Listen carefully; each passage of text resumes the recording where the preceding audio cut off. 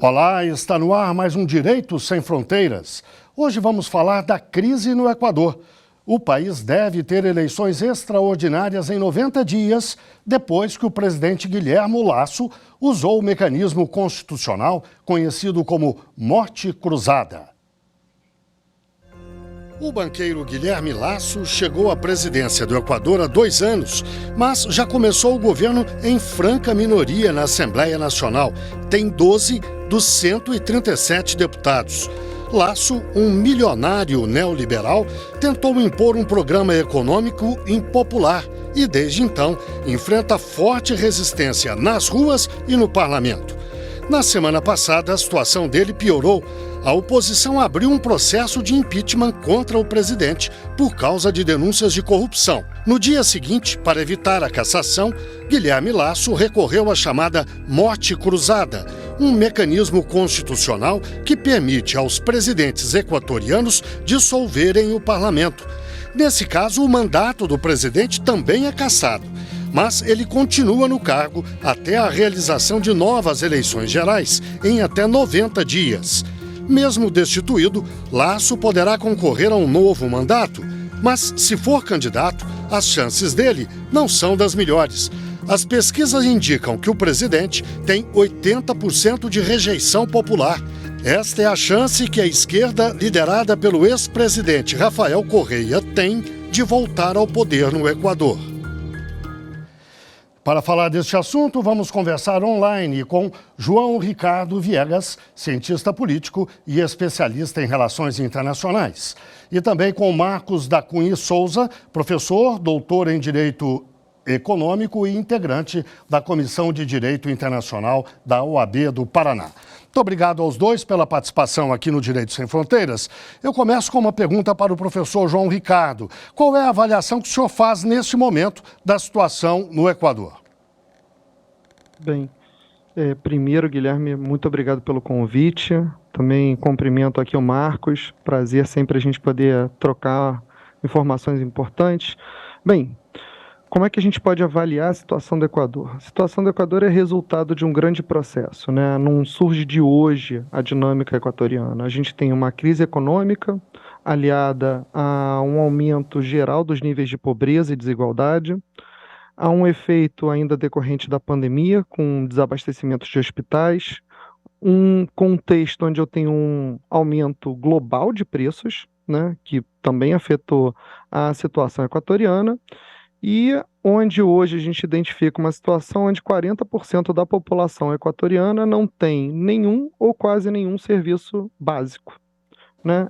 Basicamente, a gente começa a perceber que numa relação entre o público e o privado, pequenas sensibilidades podem gerar uma situação explosiva. Basicamente, o que a gente está analisando o estopim desse processo foi novamente a discussão do aumento dos combustíveis, né, e, consequentemente, o aumento dos preços. E isso faz com que, né, você tenha um grande levante de um grupo chamado Confederação Indígena que faz esse movimento, né, se tomar as ruas, né, que a gente precisa também lembrar que, no contexto do Equador, 1/4 da população, né, se identifica como indígena, então essa confederação indígena tem um impacto muito grande.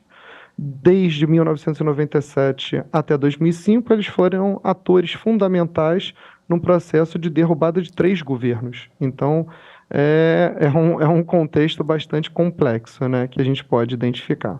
Professor Marcos, essas dificuldades todas elencadas pelo professor João Ricardo justificariam a tal comoção nacional alegada pelo Lasso para requisitar o instrumento legal, a morte cruzada? Havia, de fato, uma comoção nacional ou o risco maior era para ele de perder o mandato por impeachment? Bom, então, primeiro aqui cumprimentar, muito feliz aqui de estar com o professor João Ricardo e com você, Guilherme, aqui nessa conversa sobre a questão da crise do Equador. Há uma controvérsia bastante grande primeiro, né, se haveria a possibilidade da decretação da tal morte cruzada, né? Ela é prevista no artigo 148 da Constituição do Equador, e ela ela depende da existência de uma grave comoção interna, e esse é o aspecto que vem sendo discutido, se há realmente uma comoção interna ou não. E, como nós vimos, né, seria a existência de uma grave comoção interna permitiria ao presidente da República dissolver a Assembleia Nacional e ele também ser privado do seu mandato, né, como foi visto no vídeo inicial. Então, o que acontece? O Equador vem passando por crises sucessivas, né, e como disse o professor João Ricardo, né, a questão envolvendo, por exemplo, os indígenas, né, que tem sido realmente uma força política muito forte, né, eles são, em geral, liderados pelo Leônidas Issa, né, um líder indígena realmente bastante influente, só que a questão que se põe é o seguinte: o presidente ele é muito impopular, de fato, né? Então calcula-se que ele tem uma aprovação de 18%. Mas o processo de impeachment contra ele é um processo meio estranho, porque ele é acusado de peculato por omissão. Peculato por omissão não existe esse tipo penal na lei penal equatoriana, e quando houve realmente a discussão sobre impeachment, o Congresso não falava sobre o peculato. Ele falava sobre a incompetência dele, falava sobre a crise econômica, falava sobre a crise de saúde, falava muito sobre a questão do aumento da violência no Equador, né, que é uma coisa que chegou a níveis assustadores. Então, é interessante porque quando vai se realmente falar, tá, mas e o peculato? Né? Porque, na verdade, esse peculato seria envolvendo um contrato que foi assinado no governo anterior, com uma empresa estrangeira. Esse peculato, em princípio, estaria relacionado às condições desse contrato, né, e à execução desse contrato hoje. Então, o que a gente vê é que, na verdade, como aconteceu em outros países da América Latina, uma crise econômica e social que é usada como justificativa para um processo de impeachment. Então, concluindo, ele usou o artigo 148, houve um questionamento, então pelo menos 6 ações foram ajuizadas perante o Tribunal Constitucional do Equador, dizendo que não era o caso do artigo 148, que não havia essa comoção interna, mas, por outro lado, alguns líderes da oposição, como Rafael Correia, que é um dos principais líderes políticos do Equador, embora ele esteja exilado na Bélgica, ele diz assim, olha, não era o caso do artigo 148, mas é melhor assim. É melhor que haja uma nova eleição, porque nós vamos ganhar essa eleição, a esquerda vai voltar ao poder. Então, friso que não é a aplicação do artigo 148, mas eu não me oponho a essa nova eleição.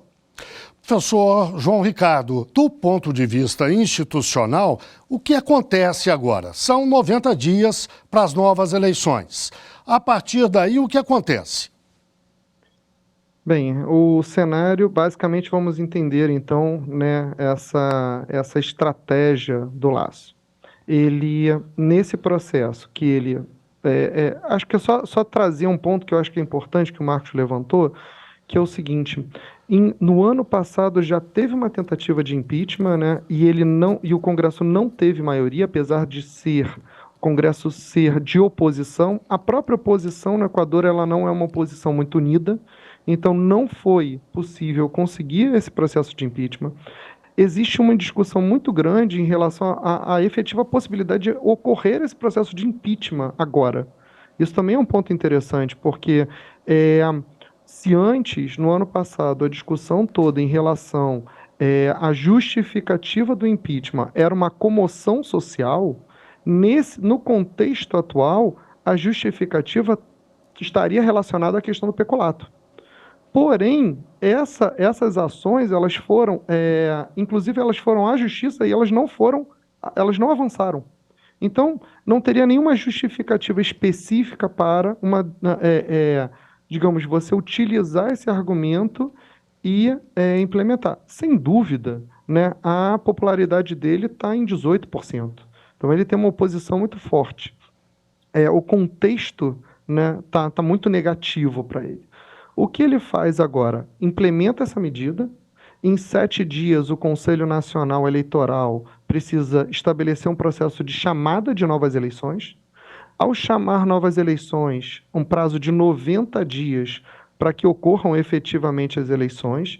Nisso, você é dissolvida a Assembleia Legislativa, ou seja, os militares ingressam nesse processo, pelo que eu vejo, de forma isenta, falando, olha, a gente está só cumprindo, né, a Constituição, então os parlamentares não voltam, e a partir daí o Lasso passa a decidir, né, a governar por decretos presidenciais que são avaliados por um conselho, né, um conselho nacional. Então esse conselho nacional avalia todas as decisões. O que é interessante é que agora ele tem, né, se antes ele não tinha a maioria, agora ele tem a possibilidade, né, de estabelecer várias medidas.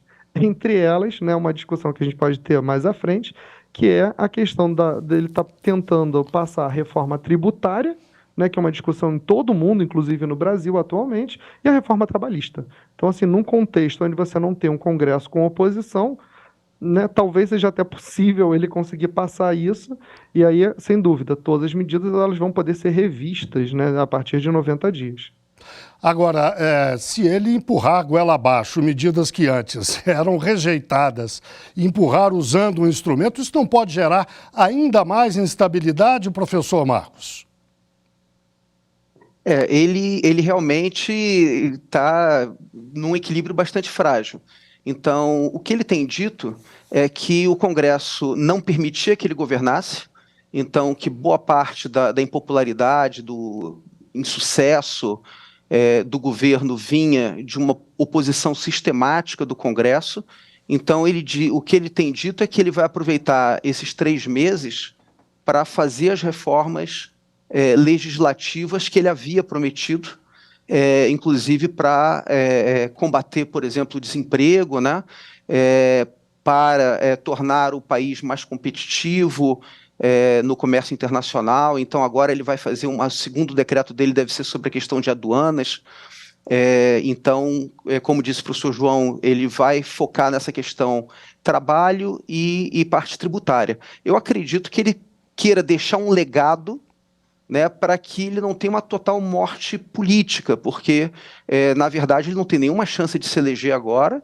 Ele tem dito que ele não será candidato à reeleição, mas, assim, riscos de revoltas, né, existem principalmente da parte dos indígenas, né?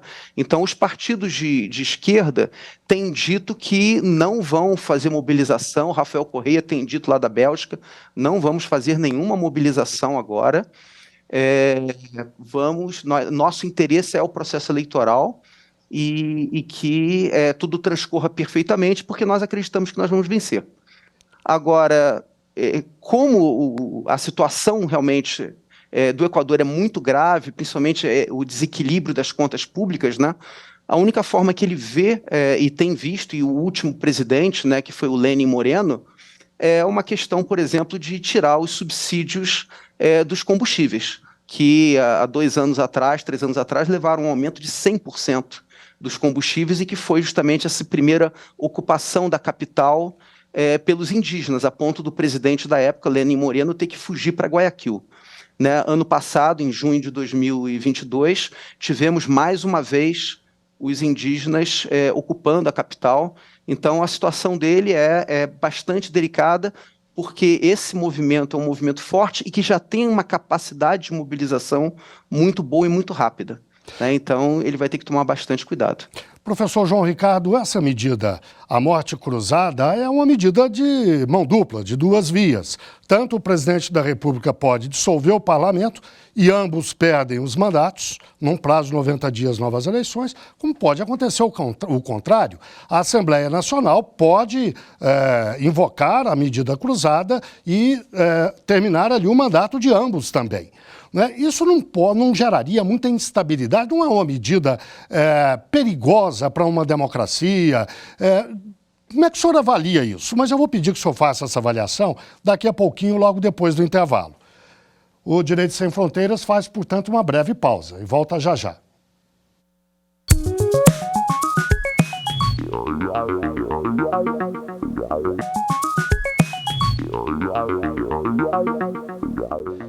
O Direito Sem Fronteiras está de volta. Hoje falamos da crise no Equador. Os nossos convidados são João Ricardo Viegas, cientista político e especialista em relações internacionais, e também Marcos da Cunha, professor da Uninter, doutor em Direito Econômico e integrante da Comissão de Direito Internacional da OAB do Paraná. Professor João Ricardo, no bloco anterior eu deixei uma pergunta no ar para o senhor responder agora. Eu lembrei que a medida invocada pelo presidente equatoriano, a morte cruzada, é de duas vias, é de mão dupla. O Congresso deles, o parlamento deles, a Assembleia Nacional, também pode fazer o mesmo. Quer dizer, ambas as partes têm aparentemente uma relativa facilidade para sacudir a roseira e causar um enorme estrago. Isso não é uma medida meio suicida para uma democracia? Como é que o senhor avalia isso? Não gera mais instabilidade? Bem, eu acredito que quando foi criada a proposta, ela teria uma visão bem estratégica, onde, por um lado, né, você não vai implementar uma medida por meio do legislativo de forma tão automática, então tem que ter uma comoção muito forte para justificar um movimento do legislativo para tirar o executivo. E, por outro lado, você tendo um presidente com uma alta popularidade, ele também não quer perder o cargo dele como mandatário. Então, de certa forma, quando você pensa essa estratégia constitucional criada, ela tem baixo impacto ou baixa possibilidade de implementação quando você imagina que os dois atores não querem perder os seus mandatos. Só que o que é interessante é que a gente está identificando um furo no sistema, que é uma situação invertida, onde eu tenho um presidente com baixíssima popularidade, um Congresso com altíssima oposição, e onde os dois atores vão ganhar. Explico isso para vocês. Por quê? Por um lado, o presidente ele tinha um risco de sofrer impeachment. Ele sairia, né, se ele não saísse agora, a situação dele seria ainda pior. E ele estava numa situação ingovernável. Então, como o próprio Marcos já tinha levantado, efetivamente o legado político dele seria, né, um fracasso. Então, ele usou o mecanismo de fast track. Eu consigo, de uma forma rápida, me tornar, digamos, uma gestão muito mais autônoma, porque utilizando o mecanismo institucional, constitucional, eu consigo efetivamente garantir que eu vou ter um período de 3 meses para fazer muita coisa, né? Eu vou ter governabilidade. E, por outro lado, é interessante a gente sempre pensar numa lógica de isovotos, né? Que é um mecanismo quando a gente analisa a visão do governante em relação a votos. Né? O gestor, tanto do legislativo quanto do executivo, eles pensam sempre em votos, porque eles têm que manter o mandato deles, renovar. E imagina como é que a esquerda hoje, né, do governo, que a oposição está vendo essa situação. Se eles não estão, se o Congresso está desmontado, medidas que seriam, né, extremamente insatisfatórias e algumas vezes necessárias, como reforma tributária, reforma trabalhista, não vai ter que passar pela conta deles. Porque, efetivamente, eles não vão estar participando, eles vão estar ausentes. E, possivelmente, vai reforçar, porque essas medidas negativas vão recair para o governo atual e, quando tiver eleições, qual vai ser a tendência? A população que já está insatisfeita com as medidas que não são agradáveis vão votar o quê? Mais no partido de esquerda, de oposição. Então, a oposição vai ganhar mais espaço. Então, se a gente olhar de uma forma bastante distanciada, é um contexto onde agrada tanto um governo que quer implementar medidas para gerar um legado, quanto uma oposição que não sofre as consequências de pactuações políticas. Professor Marcos, num regime parlamentarista, seja uma monarquia, seja uma república, grandes crises costumam ser resolvidas de forma, digamos, mais suaves. Cai o primeiro-ministro, que é o chefe de governo, preserva-se a figura do chefe de Estado, negocia-se a formação de um novo governo e as coisas parecem que se acomodam mais facilmente.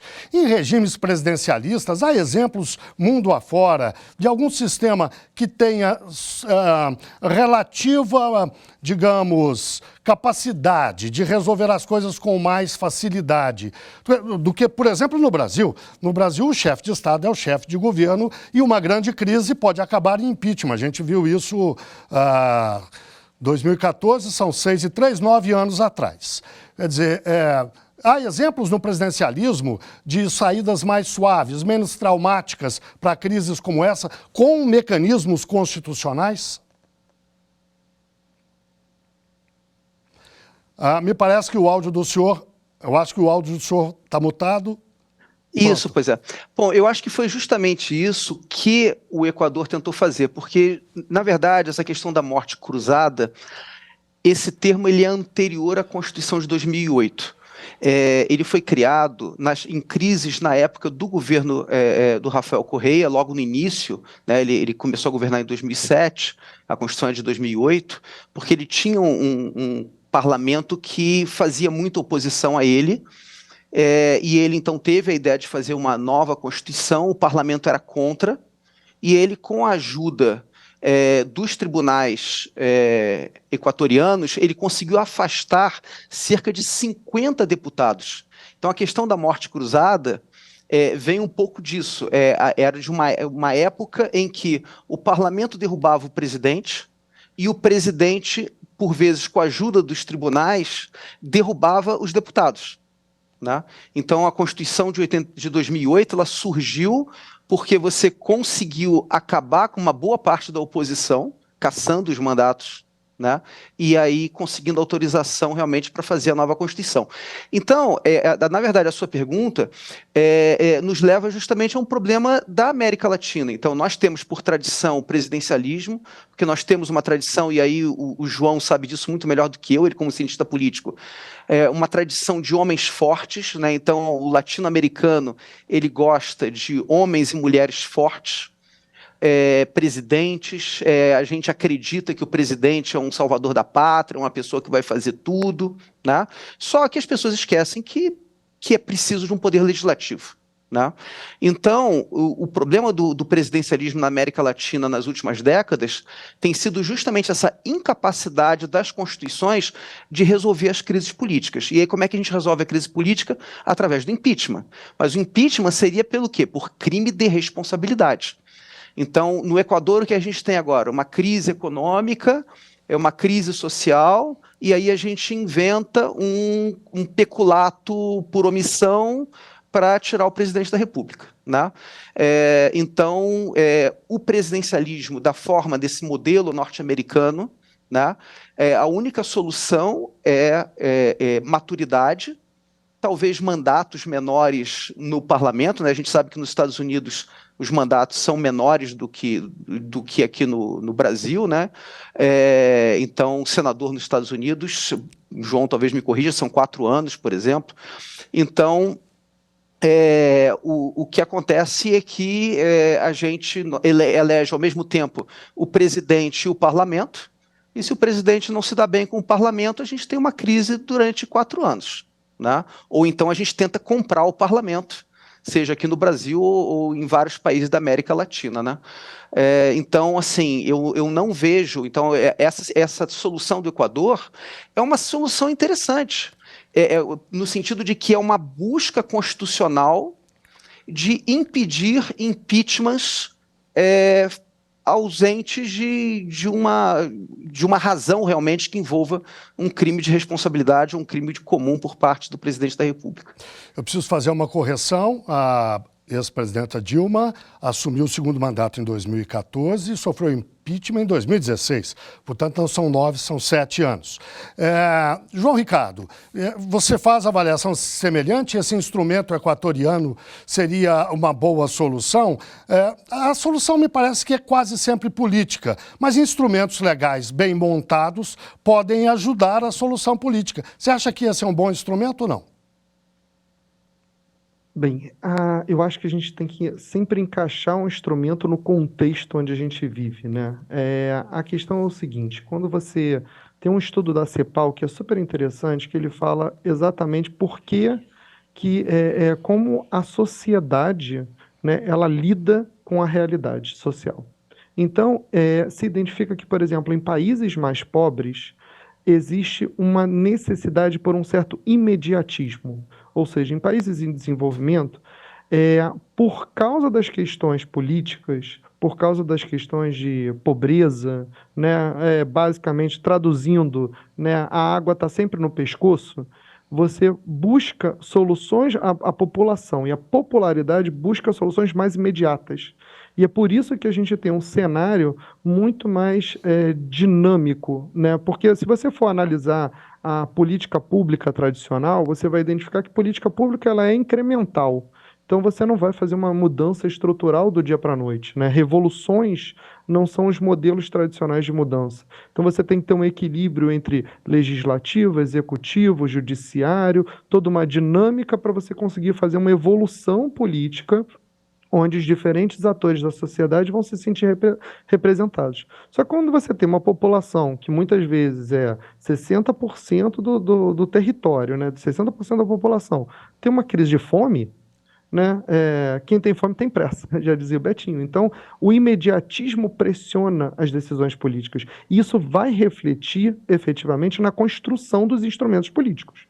Então, imaginar que um modelo de parlamentarismo estruturado europeu ou um modelo norte-americano seria capaz de se encaixar muito bem, de forma muito bem estruturada no modelo latino-americano, seria não reconhecer o contexto em que a gente vive. Esse que talvez seja o grande desafio. Então, é complicado a gente dizer funciona bem ou funciona mal. É o que a população, né, por meio de seus governantes, conseguiram encaixar e identificar como um mecanismo possível, né? Tanto que, por exemplo, aqui no Brasil, a gente tem um outro instrumento chamado medida provisória. Medida provisória é um instrumento de fast track, né, onde o presidente, né, não tendo a capacidade de implementar uma medida, isso surgiu, se eu não me engano, no Fernando Henrique Cardoso, você implementa uma medida que é um mecanismo de quê? De, né, implementação automática de uma lei. E depois o Congresso vai validar, né, vai se opor ou não, mas eu preciso de um instrumento rápido. Isso é resultado de uma visão onde eu preciso de medidas dinâmicas e automáticas porque a água está sempre no pescoço. Bem, chegamos ao fim do nosso programa. Eu agradeço muito a participação dos nossos dois convidados, o Ricardo Viegas, cientista político, especialista em relações internacionais, e o Marcos da Cunha e Souza, professor da Uninter, doutor em Direito Econômico e integrante da Comissão de Direito Internacional da OAB do Paraná. E muito obrigado, claro, a você que nos acompanhou. Não deixe de seguir a nossa programação no site da TV Justiça e estamos no YouTube, Instagram, Twitter, Spotify. É só digitar lá Rádio e TV Justiça que você encontra o nosso conteúdo. Até o próximo programa.